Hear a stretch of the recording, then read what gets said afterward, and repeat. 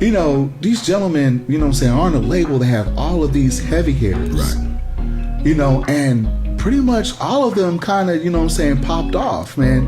I'm thinking to myself, did they not put enough push behind a few good men? We get asked that question so much, and I love it. Because, you know, at this point now in my life, man, I don't have nothing to hide. You know, because we so happy now.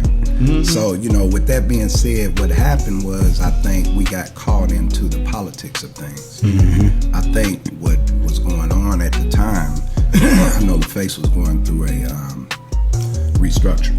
Right. You know, the partners would, I think they were, something was going on. So I think it eventually got dissolved. Yeah, something was going on, and I think we just got caught in the middle of it. And at that time, man, you know, we was torn. Like, we was torn like crazy. And, you know, when it was time for us to renegotiate, you know, they just decided that it was best that they part ways with us. And at the time, you know, it was such a devastating time, bro. I'm going back home, and, you know, that's where the barbering thing came in at. I start cutting hair, but man, it's the itch. You know, me and never goes away, man. We've been knowing each other since the 80s. See, the difference in me versus Monty never left it.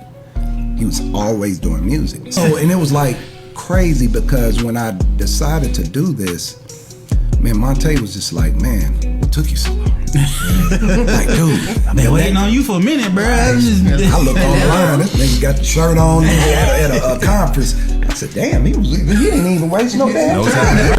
But the reason being is that my mom, you know, she transitioned. You know, I watched my mom, but, you know, a horrible disease, man, dementia, Alzheimer's, a terrible disease. And, excuse me, my mom was my biggest fan, man. She never missed a show, ever.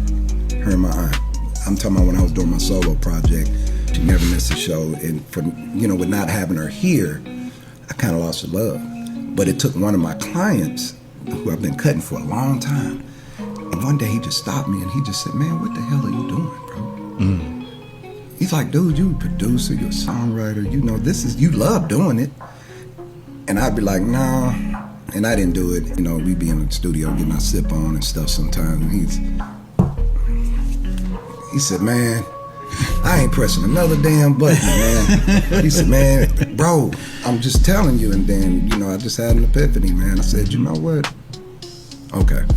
Sometimes, I prayed about it. Yeah, I prayed about it and asked God. And my mom, she was in my dream, man. And the thing she told me, she said, baby, if you don't use it, you're going to lose it. Mm. She said, that's not your gift, that's God's gift.